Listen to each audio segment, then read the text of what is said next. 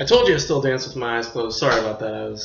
It got me thinking about Selena. I didn't know Gregory Nava directed Selena. Oh, God. Well, I knew, I guess. I technically knew. I saw the movie back in high school. Had to watch it when my Spanish teacher didn't want to teach the class. He's like, here, just watch Selena with subtitles and learn your Spanish. I'm like, oh, fucking hell. Anyway, I've seen Selena. I was like, oh, Gregory Nava. I knew that name sounded familiar somewhere. I'm like, hey, there he is. So, anyway, hello there. CriterioNate here. Number 458. 458, yes. Gregory Nava's El Norte, or The North. 1983, 140 minutes, color monaural in that word right there, quiche. I'm gonna call it quiche. In quiche, Spanish and English with optional English subtitles, 1.7. All right, so great movie. This is a fantastic movie. I really, really like this one. So much I actually might pick this one up. It's actually a really, really interesting movie.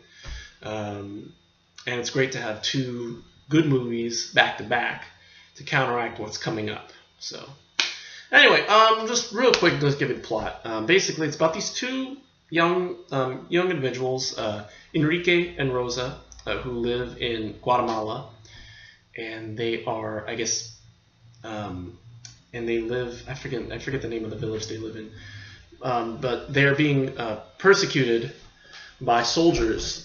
There's like civil unrest in their village, and their father ends up getting shot and killed and beheaded. And so Enrique says he can't take it anymore. He has to get out. So he devises this plan to go north, to hopefully into the States to get a better life. And so they have to go through. And his sister wants to come along, and so he's reluctant at first, but he says okay. So he and his sister Rosa end up leaving and trucking their way up to Mexico. And so it's split up into three parts. The first part is set in Guatemala. The second part is set in Mexico. And in Mexico, they end up trying to get what is known as a coyote to help them cross the border, sneak across the border and get into the town, into San Diego or LA, And so basically from there, their first coyote, I guess, tries to rob them at one point. And so their second one ends up getting through. However, there's a really intense scene where they have to crawl through a sewer tunnel and all these rats come and attack them. And so there's that, and then they make it through, and the third part is they're in the town, they're in America now. And they get there, and they end up shacking up with this guy, I guess Monty. This guy Monty helps him, played by the late great Trinidad Silva, who I remember from his final role in the movie UHF, the Weird Al movie UHF. And I was like, I was looking at his name and I couldn't place his face, and then I saw him, and heard his voice, and I was like, oh, it's Raul from UHF. I'm like, oh god, that was fantastic. I had to stop the movie and watch that scene from UHF, the Raul's Wild Kingdom. Oh, that was fantastic. Anyway, so they get there. They both get jobs. Enrique, who now Ricky, gets a job as a waiter, working in a restaurant. And Rosa ends up meeting this woman. She gets a job working at a clothing store, making clothes and all that. However, immigration ends up shooing her out. So her and her friend, whose name I can't remember, they end up bonding, and she ends up getting Rosa a job as working in a woman's house as a maid, and there's a lot of humor in the U.S. part. Just like, there's a natural humor that comes from Enrique and Rosa's eagerness to learn, especially Enrique, when he learns English, he's very happy to, he's very eager, very happy to be able to just kind of fit in, he feels like he finally feels like he has a home, However, all is not well in the end. Rosa ends up fainting one day at the house that she works in, and Enrique ends up getting a job, getting an offer for a job to work with this woman in Chicago, I think. At first he turns it down, however, he ends up finding out, after he loses his job, once immigration hits him, what happens is, I guess a fellow coworker who's a Chicano ends up calling immigration on him because Enrique gets a promotion over him. And so in order to get back at him, he calls immigration, and Enrique loses his job because he has to, he basically can't go back to his job because immigration's after him. So anyway, so he ends up, now that he's lost his job, he's like, oh, now can I get the job? And the woman is reluctant at first, but she, gives him, says, I'll arrange the tickets and you gotta meet me here at this time. At the same time, Rosa ends up getting sent to the hospital, and I guess ends up, I forget the name of the disease. She's like typhus or something like that. It's like a form of rabies. I guess she got it from the rats. She was bit by a rat, and so she ended up contracting it, and she's really ill. And so Enrique has, once he finds out that, she's in the hospital, and so he either can leave her and go, make a better life for himself, or stay with her, and, stay along with his family and all that. And Rosa wants him to leave. Rosa wants him to go, but he just can't do it. He can't bring himself to leave. And so, so he stays with Rosa. Enrique loses his job, and Rosa ends up dying. And so the end of the movie basically shows Enrique, a little worse on his luck now. He's trying to help. He's trying to get a job from someone who needs strong hands, and someone in a truck who's just I think he migrates back to Mexico, and he's looking for someone, and he gets a job working as like plowing or something like that. However, he's constantly haunted by visions of his sister and his father's decapitated head. And even Rosa has weird hallucinations of her mother in one scene where she wakes up and she sees her in her kitchen area. So there's a lot of, I think one of the big themes is, one of those things where you can never really leave home. At the same time, you can never go back either. Another big theme is home itself. There's a scene, the line that Rosa says before she dies is one of the things where nothing ever seems right, and in frustration she mentions maybe only when we die is when we will be home, truly home, and it's a sad line, but considering even today all the immigration issues that are going on in the world today with who in office, it's kind of sad that this movie really kind of is basically the same damn thing, although even tougher, because of how how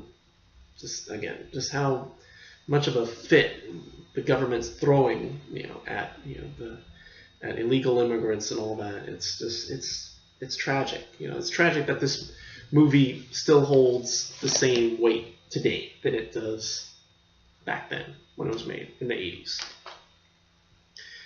So anyway, that's El Norte for you. Again, it's a very, very interesting movie. I really enjoyed it. I thought it's got a lot of action in it, a little humor, a lot of heart, a lot of tragedy, but also I think it tells a really, really integral story to, especially considering what's going on in the world today. I think this movie is very, very important. So anyway, that's all I can say about this movie. Great movie. I am definitely going to pick this one up in the future. I'd love to hear the commentary from Nava, because he's a very, very intelligent human being. I was watching the hour-long documentary on the supplements, and he's a really, really interesting guy to listen to, talk to, and hear him tell a story and all that. So anyway, yeah, El Norte, great movie. Check this one out, please, at least once. Supplements. Disc 1, okay, the commentary, the trailer. Disc 2 has an hour-long, again, documentary called In the Service of the Shadows, Making of El Norte, which features in interviews with Gregory Nava, Anna Thomas, who was the co-writer and the producer of the movie, Zaida Silvia Gutierrez, who played Rosa, David Villalpando, who played Enrique, and David Wasco, who was the set designer. And it's just their recollection. They just talk about their recollections making the movie and how it was it got nominated for, I think, a best screenplay, I think, or something like that, for Academy Award, and it was actually entered into the Sundance Film Festival. And I remember, and they said something about, I guess how Gutierrez and Villalpando had issues getting to the film festival because their counterparts, they were basically real life counterparts of their characters they played. They were held up by immigration and the airplane. The airlines held them up because they thought they didn't realize they were in a movie that was going to be in a film festival. And so it's kind of sad. It's sad to hear their story, but at the same time, I gotta say one thing. Gutierrez, Sylvia, Zaide Sylvia Gutierrez has aged extremely well. I know this was like 2009, but she looks way better now than she does back in the in the movie back in the day. And some of that might have been intentional. I think some of it was probably makeup. I don't know, but anyway. So there's that. There's also a gallery of location scouting photographs of Chiapas, which was the village where they filmed. And last supplement is I think Gregory Nava's short film, a student film he made back in 1972 called The Journal of Diego Rodriguez Silva, which was not too unlike El Norte. It's about a man who's chased by the police, and he is trying to make a better life for himself, and he has to cross borders, and he just keeps a journal and all that. And yeah, that's basically it. So great package, great movie. Overall, just great stuff. Gonna get the Blu-ray for this one. El Norte A. Go check this one out. So that's it for today. Maybe tomorrow, probably not. Anyway, so again, great movies we've had. Not so great movies coming up. I'm just gonna call it because it's Buñuel. Buñuel sucks. I'm sorry. Well, no, I'm not sorry. I'm not apologizing for Buñuel anymore.